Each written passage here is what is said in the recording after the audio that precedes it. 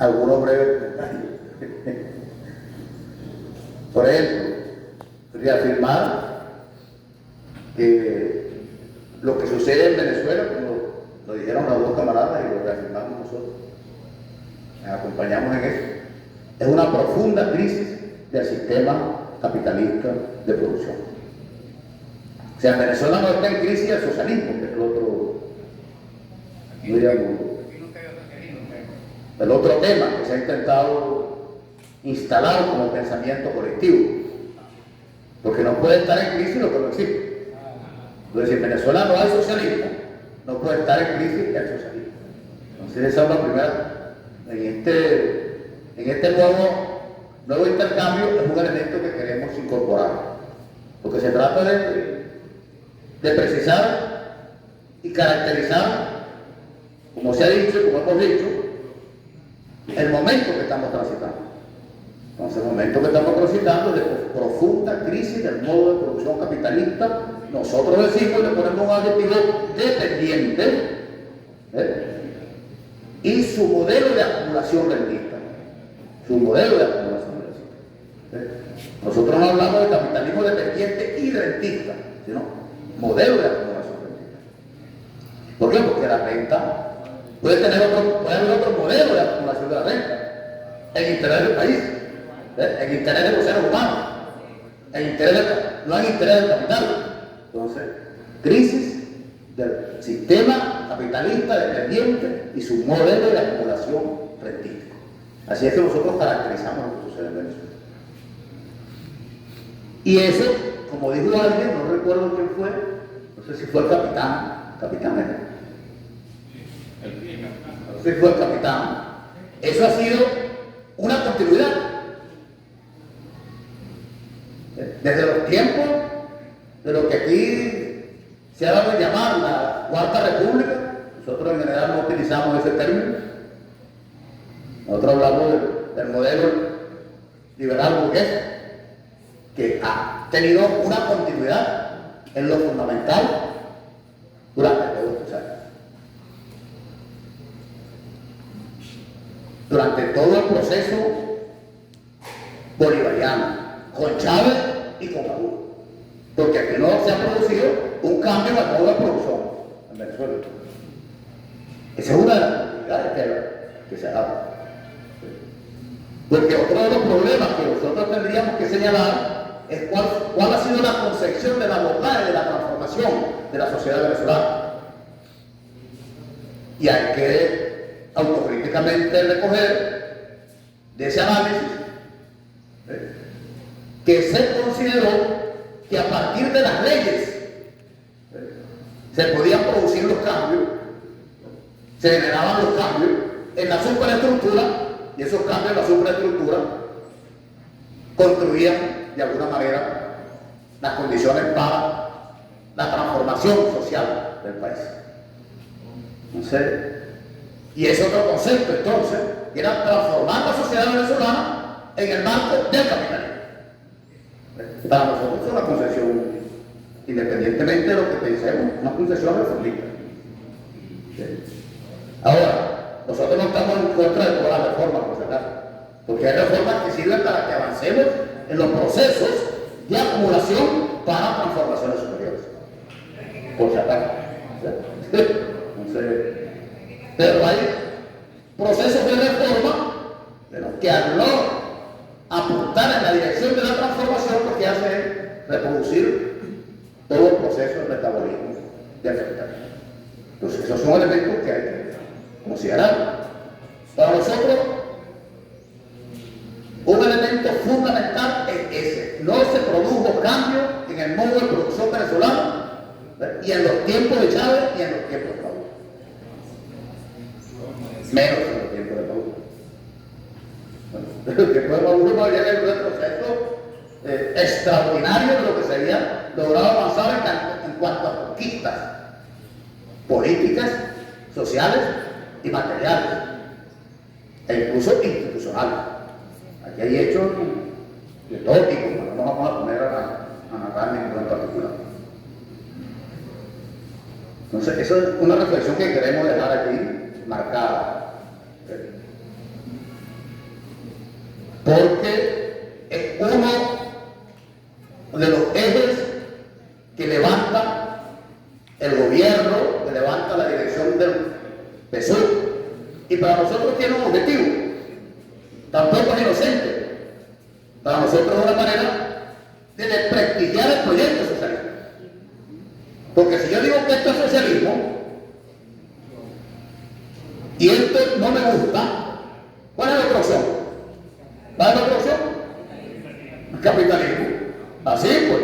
O sea, es algo contado sobre una concepción, diríamos, realmente malévola, para poner algún nombre.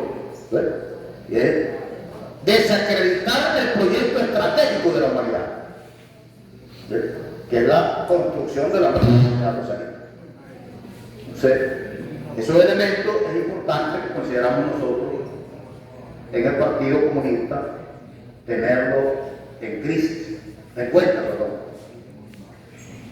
El tema de cuál dirigencia del país podría sacarnos de esta situación y llevarnos a superarla, cuál sería esa cabeza pensante, considero que fue respondida de manera excelente por las dos camaradas en sus intervenciones anteriores, y no lo voy a repetir. Compartimos ese criterio. O sea, no es una cabeza pensante, es un colectivo pensante y actuando, ¿sí?, y definiendo las líneas y los modos y las maneras de hacer las cosas.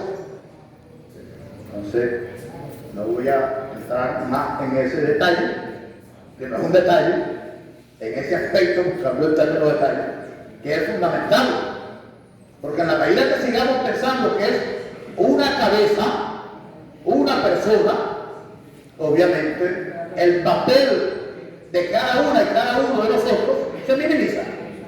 Se minimiza. Y aquí lo voy a decir, en la medida que uno considera que otro va a resolver por uno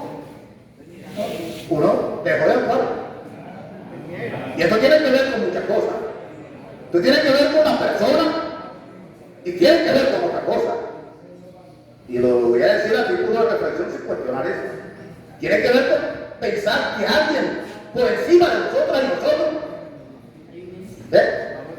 va a resolver, y gracias a él o a ella o a él va a resolver. Entonces hay que retomar la confianza en las capacidades de nuestro pueblo y en sus capacidades colectivas. Por eso es necesario que estas luchas que están en la calle obtengan victoria. Eso es fundamental. Incluso sean victorias parciales. Y no totales. Va a ser una victoria total ahorita con el salario, que coloca un salario al nivel de la cesta base.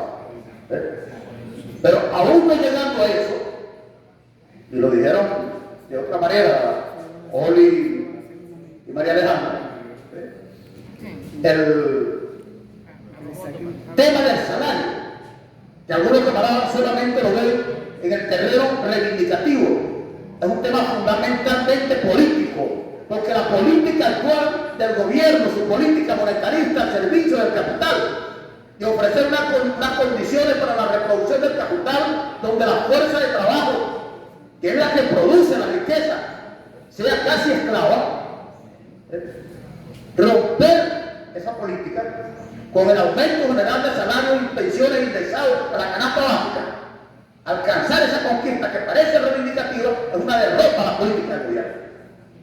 Entonces, los problemas no son solo reivindicativos en los que estamos metidos. Estamos metidos adelantando una política que pueda lograr la acumulación de fuerza capaz de producir ruptura en la política del nuevo bloque de poder. Lo que nosotros hemos dado a llamar el nuevo impacto de élites. Y aquí ven dos otros elementos sobre los cuales llamamos a reflexionar. Es que nosotros caemos en el juego casi siempre y de manera muy recurrente de los sectores económicamente poderosos que nunca dan la cara. Entonces siempre acusamos a la política y a los políticos, pero no acusamos a los capitalistas.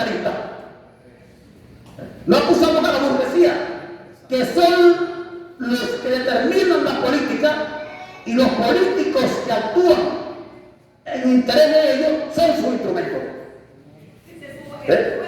Son sus instrumentos. Entonces, ellos pueden cambiar de los políticos, pero siguen ejerciendo el dominio, pero no hay cuestionamiento nuestro del dominio del capital. Entonces, ese elemento que está allí, que oscurece al enemigo real, es necesario que nosotros lo abordemos. Y por eso es que cuando hablamos sobre el tema de los políticos, nosotros llamamos a que profundicemos en cuanto a qué intereses de clase representan partidos y dirigentes. O sea, no es nada más que el político habla bien, habla mal, los que intereses de clase representan. Porque si expresa los intereses de clase de fe de cámara, no va a defender los intereses de los trabajadores y del pueblo. Y muchas veces eso no lo vemos. Y no vemos al político. Como que el político fuera una figura autónoma en el terreno de la lucha de clase. No, el político es expresión de los intereses de la clase que están confrontados. Entonces, esto es un tema para nosotros que llamamos a reflexionar. Se han preguntado sobre el tema de las universidades, sobre el tema de la educación. Nosotros tenemos ahí una lectura, además de lo que han dicho las camaradas. Nosotros consideramos que el gobierno, a la cúpula dominante hoy, con el grado de destrucción de las fuerzas productivas en Venezuela, no le interesa producir científicos y técnicos. Lo que le interesa es producir bomberos, reposteros, reposteras, barberas, como dice aquí Oli, con el perdón de esos oficios, porque esos son oficios. Los oficios como decimos nobles, pero no les interesa producir torneros y torneras, ingenieros e ingenieras, médicos, médicas, no solo por el problema de que hay un nivel cultural más amplio, sino porque no tienen puestos de trabajo para ellos y para ellos. Entonces, hay una realidad que tiene que ver con el desarrollo material de la sociedad y el tema de la educación. Entonces, y ahí que es una materia fundamental que debemos trabajar. La continuidad del capitalismo. Antonio me hace una pregunta sobre, Chávez aplicó las medidas del FMI, lo que dice Diosdado. Bueno, yo les puedo decir que lo que diga Diosdado tiene que preguntárselo a él. Yo no puedo responder ni por Diosdado ni por el gobierno. Entonces, lo que ellos digan, deben preguntárselo a ellos.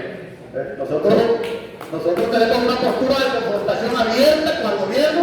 Bueno, y ustedes lo que dicen Diosdado de nosotros. Pero nosotros no somos ni compañeros de ruta, ni de compañeros estratégicos de Diosdado, ni del gobierno.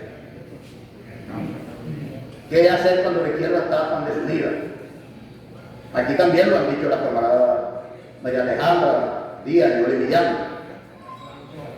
El proyecto que tenemos que levantar debe ir más allá de la izquierda. Más allá de la izquierda.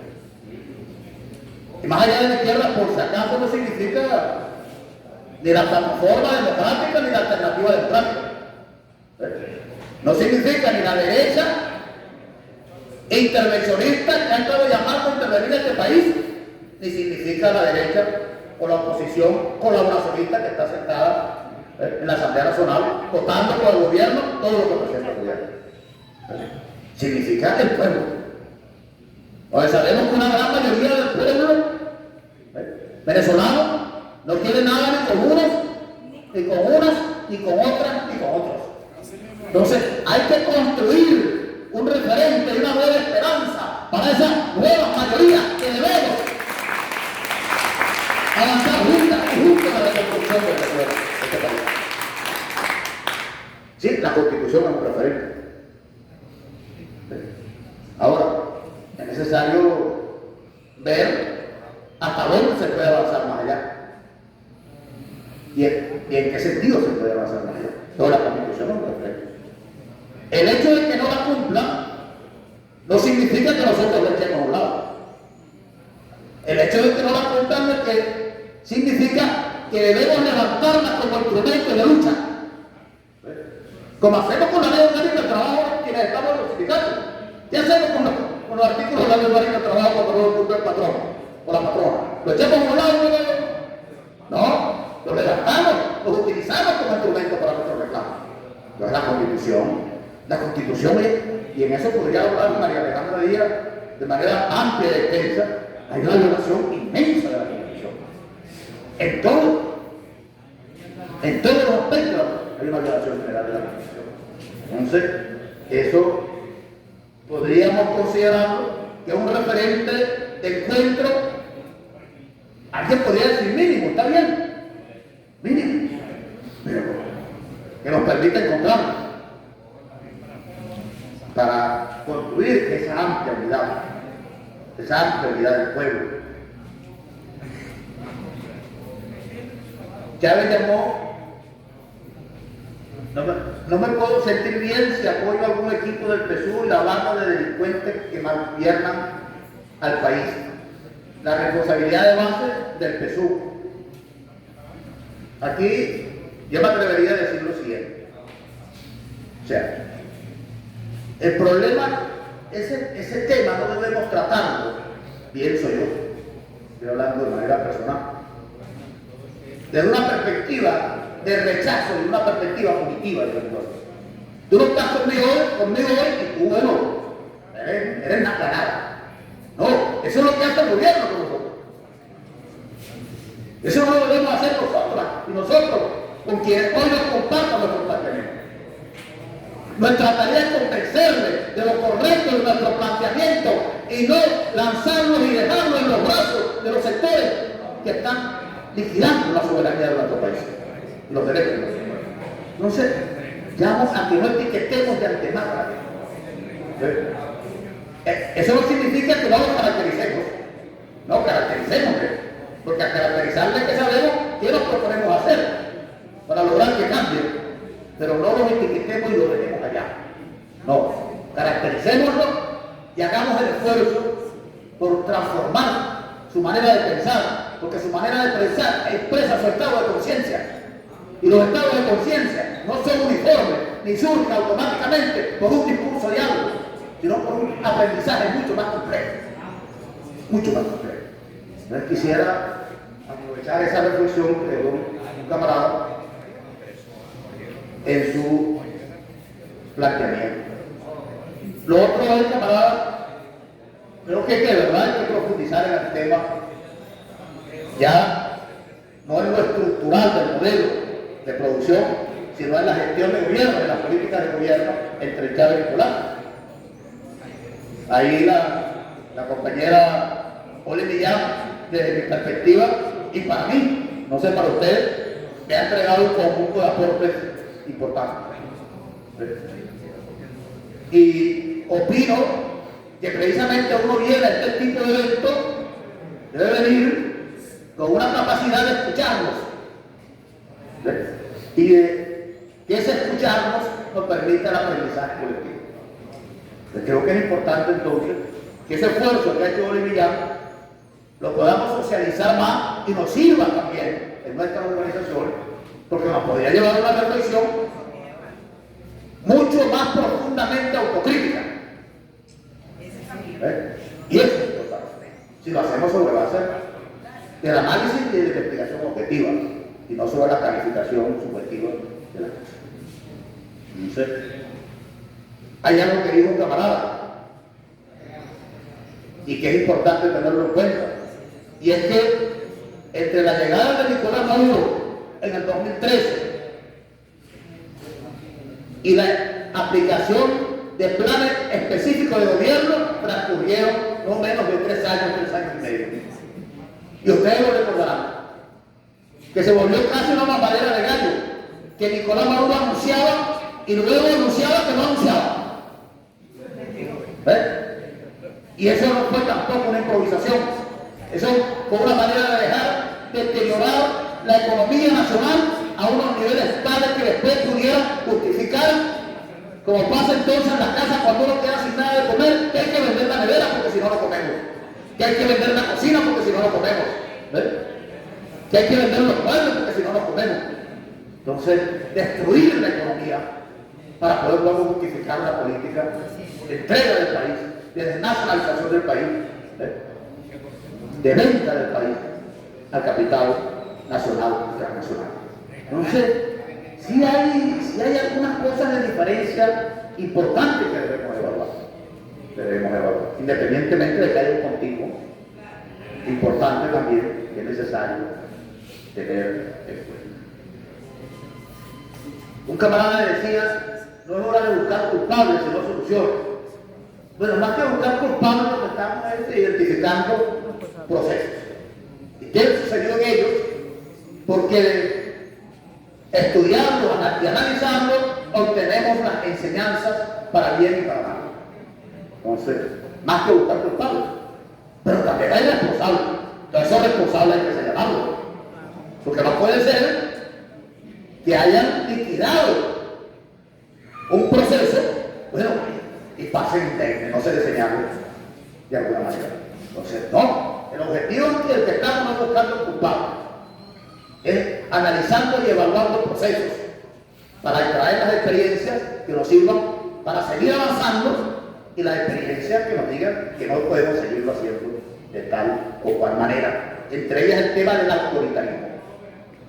Nosotros no coincidimos con quienes dicen que en Venezuela hay una dictadura, pero sí coincidimos con quienes señalan que hay un proceso creciente de autoritarismo desde el gobierno que preside Nicolás Maduro. Si hubiera sido una dictadura, nosotros no estuviéramos aquí. Esto es otra cosa, ese es otro nivel. Y algunas personas que dicen que esto es fascismo, mucho menos. Hay rasgos de fascismo, fascistoides. No de fascismo, sino fascistoides. En algunos aspectos de la política, sí, lo comunicacional de verdad. ¿Ves? Diosdado Cabello, Jorge Rodríguez. En la manipulación comunicacional, en el uso de los ¿cómo diríamos?, de los cánones que nos indican el fascismo, de cómo manipular la opinión pública. Sí, sí lo hay.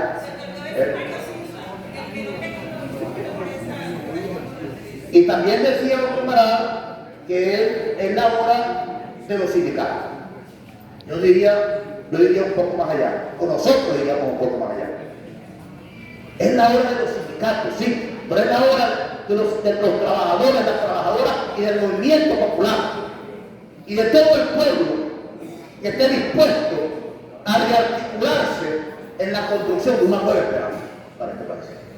Nosotros hablamos desde el Partido Comunista de la necesidad de impulsar una política de amplia unidad, de acción obrero, sindical, comunera, popular. Y bueno, no le ponemos también de los intelectuales y los intelectuales, de las y los intelectuales, pero allí está incluido. Porque realmente es importante el papel de las y los intelectuales en los procesos de transformación que siempre nos planteamos. Entonces, es hora del movimiento popular, es hora de lograr la más amplia alianza del pueblo, No se trata de las siglas, que también son importantes, pero hay que ir más allá de las siglas, más allá de las siglas. Por eso es que cuando nosotros escuchamos de que esta actividad la estaba planificando el Foro Social, dijimos, ¿qué es eso? Nos preguntamos y luego nos enteramos que era una confluencia, una convergencia. El Foro Social, no, pero esa es otra cosa. Pero ese es el Foro Tripartito, que tiene otras características. Hoy habló el presidente de Cámara del Pueblo. Sí, ¿no? Hoy en el programa que hace Eduardo de la televisión, estaba hablando del presidente de Cámara. Es del pueblo, o sea, la propuesta es acordarse ¿Sí? ¿Te puedes imaginar cuál es la alianza que... Bueno, eso es parte del tema. Hay un nuevo pacto de esa élite. Hay un nuevo pacto de la élite económica, de la burguesía llamada revolucionaria que controla Miraflores y el Estado, y de la burguesía tradicional, la llamada burguesía nacional y la transnacionalizada, en un nuevo pacto para imponer una política neoliberal en Venezuela. Ese podríamos decir es la esencia de lo que está pasando. Y esa esencia se expresa entonces también en los pactos de los políticos y se expresa en los pactos de los sindicatos.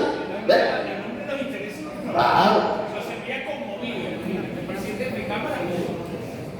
Bueno, camarada, el tema nos preocupa un tema y queremos dejarlo aquí planteado: el desgaste de las actuales luchas. El desgaste de las luchas actuales. Eso está jugando bien. El desgaste de las luchas actuales. Llamamos la atención sobre esto. Podríamos decirle, ustedes no lo miran de cerca, pero podríamos decirle que lo que apreciamos en muchas partes del país, y particularmente en Caracas, es que hay una baja en la participación en la movilización. Entonces, entonces debemos no diríamos, analizar qué está pasando. Y debemos, luego de analizar qué está pasando, proponernos acciones que reviertan ese proceso de verdad. Y hay varios elementos allí.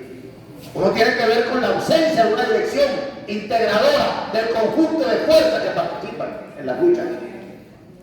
Necesitamos construir una dirección amplia que exprese a todos los sectores que están en lucha, y no una dirección burocratizada de las organizaciones sindicales, sin negar que estén, porque las que vengan a luchar, que luchen, que se incorporen. No debe ser distinto. No, ustedes no. Necesitamos meter a todo el mundo en el saco de la pelea. Entonces, eso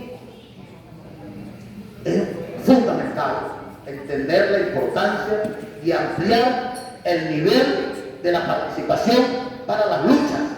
Y es muy importante que quienes no estén incorporados entiendan que su incorporación es fundamental, porque si las luchas de quienes están en las calles hoy, digo están, nosotros también estamos por si acaso, pero digo están porque nosotros estamos a través de las organizaciones sociales de las que formamos parte, porque un elemento que hemos considerado es que la presencia de las banderas de los partidos hoy